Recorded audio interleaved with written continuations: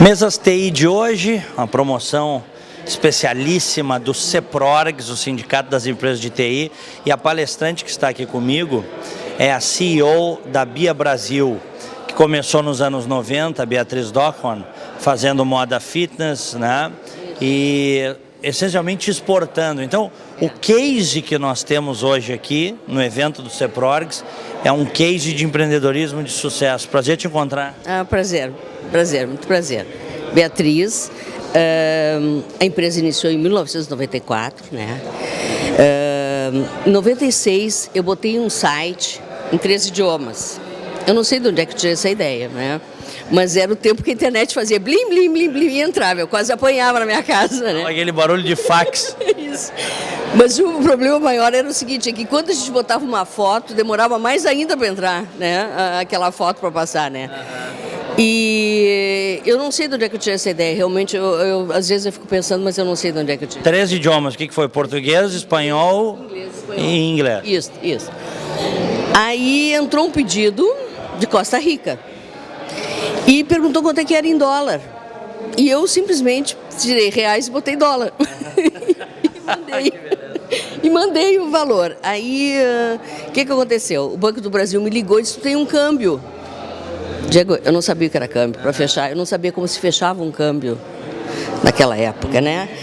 Então tu imagina assim, ó, eu tive uma mudança do pessoal do Banco do Brasil para dentro da minha casa para me ensinar o que era câmbio, como se fechava câmbio, porque eu também não sabia. Para poder faturar. Sim, para poder trocar o câmbio, né?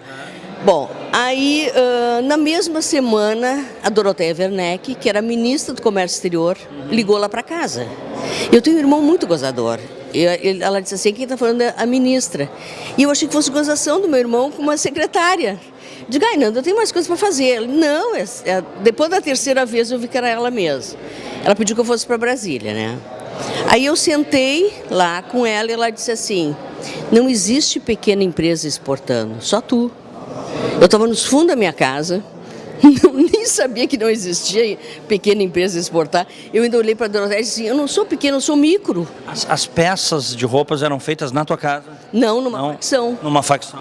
Próxima de casa. Mas o escritório era em casa? O escritório era dentro da minha casa, no fundo da minha casa. E eu disse para ela assim, ó, eu não sou nem pequena, eu sou micro. Ela disse, então pior ainda, então não existe mesmo, né? E aí ela quis fazer o projeto da montagem da Apex. Que maravilha! Agência de Promoção de Exportações. Hoje, mas no início, quando nós fizemos, era a Apex, Associação para Pequenas Empresas Exportadoras. Este é o nome oficial. Ah, interessante. Entendeu? Esse é o verdadeiro nome, né? Então ali ela pediu que todas as dificuldades que eu estava tendo.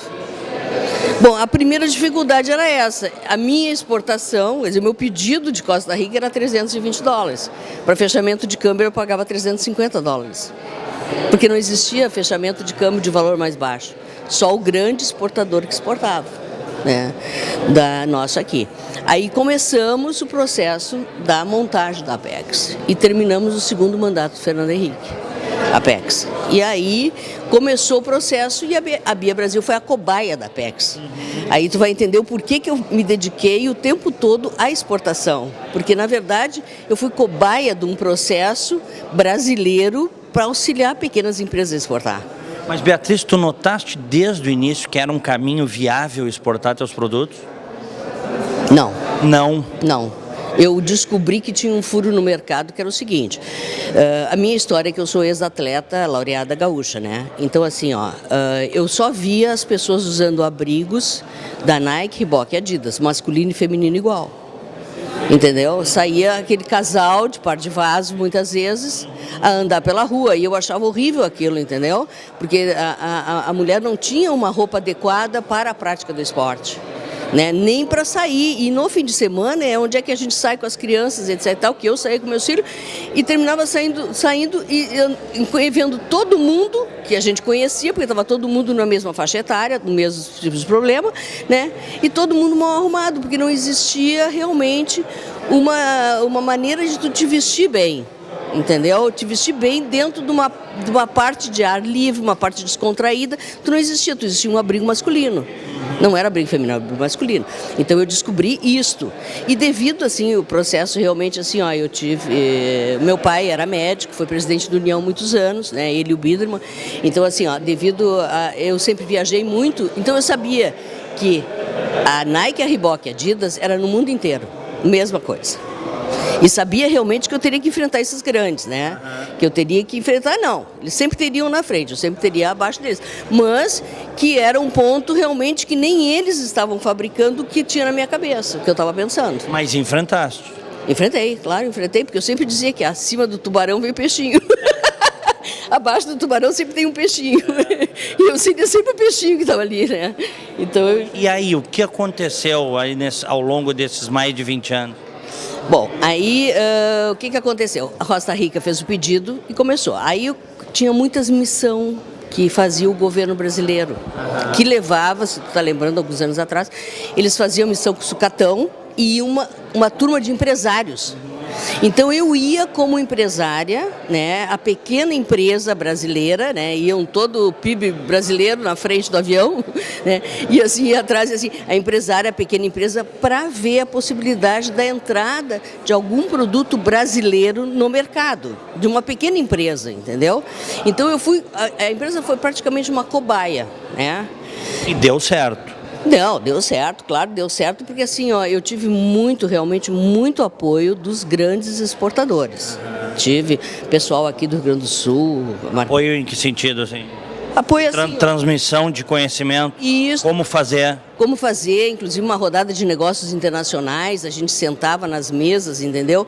E estava ali conosco, a Marco Polo, a Randon, que são empresas gaúchas, entendeu? Empresas fortes, gaúchas. Então, sentavam com a gente sentava em várias mesas, assim, dentro de um hotel, e lá a gente conversava. Então, sempre no final da tarde, a gente se reunia para ver o que uma empresa fechou de negócio, outra empresa fechou de negócio. Então, assim, o grande conhecimento de exportação, eu aprendi com eles.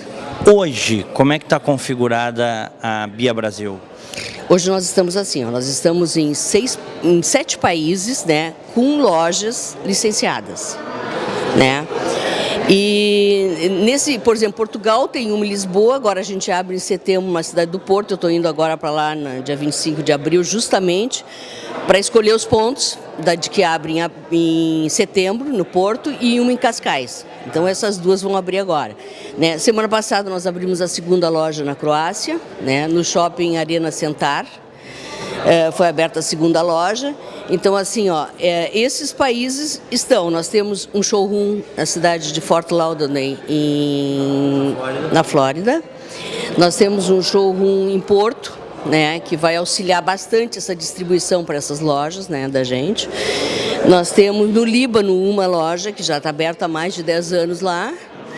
Nós temos na Finlândia uma também, né? E esses são os países mais fortes. E na Suécia também, muito, muito forte. Muito forte a Suécia para nós. Então tem alguns países que... Os clientes que eu tenho hoje são praticamente os mesmos clientes que eu tenho há 15 anos. É mesmo? Sabe assim, ó, troca muito pouco. Fidelidade, né? Porque esta empresa, por exemplo, até eu costumo dizer que a gente tem que aprender com os erros dos outros, porque o aprendizado é a coisa mais cara do mundo hoje. Aprender no Brasil é muito caro, em tudo, em tudo.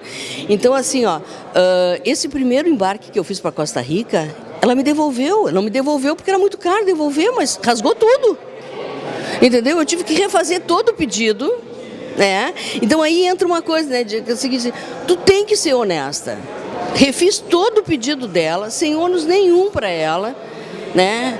Comprei máquinas na Alemanha na época, poder fechar correto, e aí enviei correto para ela. Ela é nossa cliente até hoje. Sensacional, hein? Entendeu? Quer dizer, assim, máquinas compradas para embalar. Não, para fechar a peça. Para fechar a peça. As peças começaram a rasgar. Ah, sim. As peças começaram a rasgar, entendeu? O tipo de ponto, tudo. Isso. Tinha que ser, e tinha assim, ó, tem que ser 4 fios para que dê dois da reta, que se fixe legal. Então, assim, ó, o brasileiro tem que aprender a fazer isso. Aí tu profissionalizasse, então, a empresa. No início, sim, já de cara, porque o primeiro pedido já rasgou todo. tocando num ponto importante, a honestidade, que é o que traz a fidelidade. Né? Isso aí eu aprendi desde o início, que é o seguinte: se o meu cliente diz assim, ó, não veio uma peça, não veio 2 peças, rasgou esta, deu problema esta, eu não discuto. Eu mando no próximo embarque a reposição, diminuo o valor, não discuto, porque eles não fazem isso, se não é verdade. E uma outra coisa é o seguinte, Código do Consumidor, vamos botar assim, né? Que nós temos aqui, tu tem 1 mês para devolver, não sei, isso não existe lá fora. Os caras querem usar 1 ano a tua peça e receber da mesma maneira. Entendeu? Então, esse processo de qualidade, ele foi implantado na fábrica desde o início. Desde o início.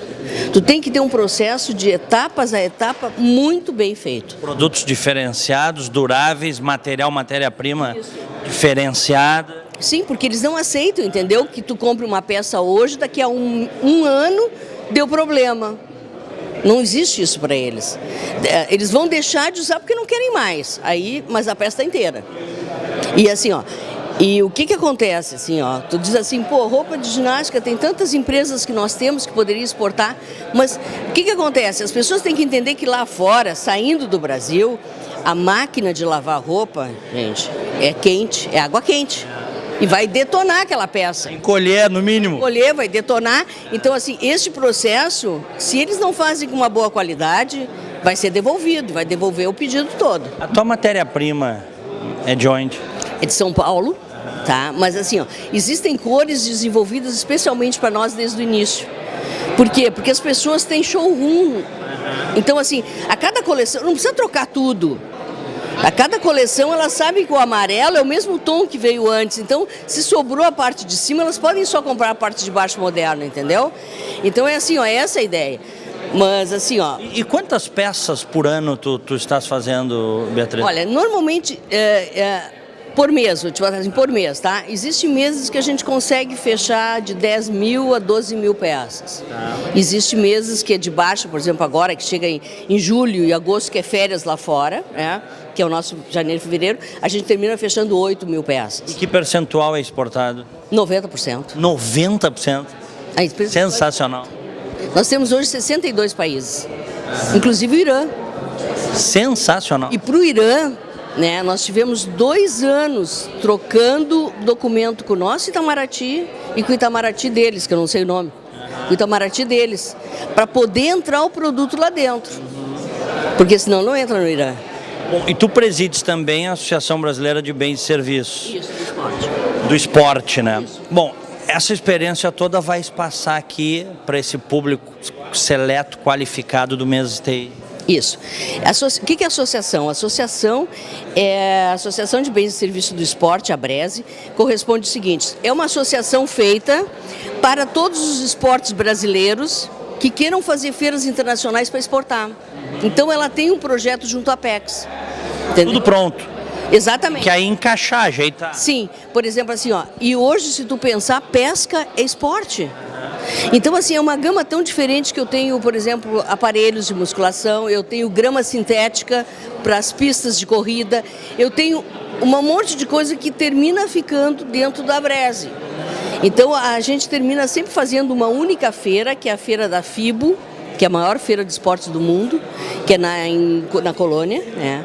Que ali pelo menos pega todos os esportes que eu consigo atingir, né? Excelente, olha, gostei demais de saber da tua história, de mais de 20 anos de empreendedorismo e como a gente precisa, né, facilitar as coisas para o empreendedor no Brasil, né? Me parece que agora surge uma nova consciência em todas as camadas sociais brasileiras. Não adianta pedir emprego e detonar o empreendedor. Não adianta. Não adianta. Eu te digo o seguinte, até, Diego, foi uma coisa assim, ó, que me tocou demais. Em 2008, a fábrica pegou fogo. E eu te digo o seguinte, assim, eu não queria voltar mais. Porque eu, como boa brasileira que era, eu não tinha seguro das minhas coisas, eu tinha seguro do prédio, que era alugado, e eu tinha medo. Então, como todo bom brasileiro, eu tinha seguro das minhas coisas, do prédio, mas não das minhas coisas, e eu perdi tudo, até a última etiquetinha, tudo. Né? Eu não queria voltar mais. Eu disse, olha, eu vou tomar banho de sol, não quero voltar mais. Aí o que aconteceu? Os meus clientes de exportação começaram a depositar dinheiro para que eu voltasse, comprasse novas máquinas, voltasse a trabalhar. Sensacional. Entendeu? E aí o que começou? Começou a ficar os câmbios em aberto e eu tinha que embarcar a mercadoria, entendeu, para eles, porque era final de 2008, 2009, eu teria que trabalhar para mandar para eles. E eles ainda fizeram assim, ó, tu vai descontando 10% de cada embarque para completar, entendeu, o ano. Muitas vezes eu demorei 1 ano e meio para terminar de pagando o cliente. Mas assim, o que eu digo, que tu fizeste uma comparação de Brasil. Digo, qual é a empresa que iria receber um subsídio desses de clientes no Brasil? Eu te pergunto. É difícil, né? Não, Mas que história sensacional. Gostei demais, Beatriz, de ouvir a tua história. Eu fico contente de saber. Tenho certeza que todos vão gostar muito. A gente precisa, eu costumo dizer, a gente precisa de um choque de empreendedorismo no Brasil. Tomara que aí essa reforma trabalhista venha nos ajudar, venha facilitar a vida do empreendedor, acho que vai. Te digo, não é dos meus sonhos. Para mim é padrão americano, eu facilitaria tudo, né? Mas tem a nossa cultura aí. Né? Tem a nossa cultura, eu também acho. Agora, eu te digo assim, ó, perto da minha demanda, vamos botar assim, a empresa necessitaria ter o dobro do tamanho que ela tem hoje. Mas eu não tenho coragem. Não queres, né? Não tenho coragem. Não tenho coragem porque eu acho assim, ó... Porque num país como o Brasil aumenta os riscos. Muito maior, entendeu? Muito maior. Eu te digo assim, durante essa história de 25 anos que nós vamos fazer o ano que vem, quantas empresas já surgiram e desapareceram nesse meu ramo? Entendeu? Inúmeras. Que surgiram e desapareceram. Então, assim, ó, é muito complicado tu trabalhar tu ter uma fábrica, e eu sou sozinha, não tenho sócio, não tenho nada, 25 anos não tiro férias. Quer dizer, as minhas férias são o processo de viajar trabalhando. Então, assim, ó, realmente é muito difícil tu ter funcionários no Brasil. Muito difícil. E quem mais sofre com isso é... O empreendedor sofre, sem dúvida, a economia sofre, mas o trabalhador, né? O trabalhador. Não é por acaso que tem tanta gente desempregada. O trabalhador realmente ele sofre. Até tanta gente na informalidade. Até essa semana aconteceu um episódio bem interessante. A gente chamou uma ex-costureira, né, para retornar pra gente. Bom, ela entrou quase que chorando na fábrica. Porque ela não estava desempregada desde que saiu. Quando os trabalhadores brasileiros entenderem majoritariamente que o Estado brasileiro e esse arcabouço legal os prejudica e não os protege, como fizeram crer ao longo do tempo, talvez a gente comece a realmente mudar o país, né? Eu também acho. E eu espero realmente assim, ó, que o Moro está fazendo um excelente trabalho, porque ele está colocando quem tem que colocar na cadeia, e eu estou aplaudindo, porque eu acho assim, eu acho que o país ele tem que isto de levar vantagem, como eu te disse, isso não existe lá fora. O Brasil tem que ser depurado, é isso aí. Não existe lá fora. As pessoas elas têm que entender que se elas quiserem exportar, elas vão ter que fazer um trabalho diferenciado, porque o básico o mundo inteiro está fazendo. Entendeu? Elas vão ter que trabalhar diferente, elas vão ter que dar o padrão diferente ao produto delas, porque senão não vai sair daqui. Não vai sair daqui. Elas vão ter que ter um perfil, o perfil de empresário tem que ser mudado também, entendeu? Não adianta o empresário achar que ele pode comprar também um tecido mais barato, ele não vai sair daqui, entendeu? Ele também tem que trocar o perfil dele. Então eu acho que assim, ó, eu acho que é uma hora de que está vendo essa mudança de todos reavaliarem seus trabalhos. Excelente. Deixa eu dar um beijo. Beatriz, cumprimentos pelo trabalho, tá? Obrigado. Obrigado. Beatriz Dockhorn. Obrigado.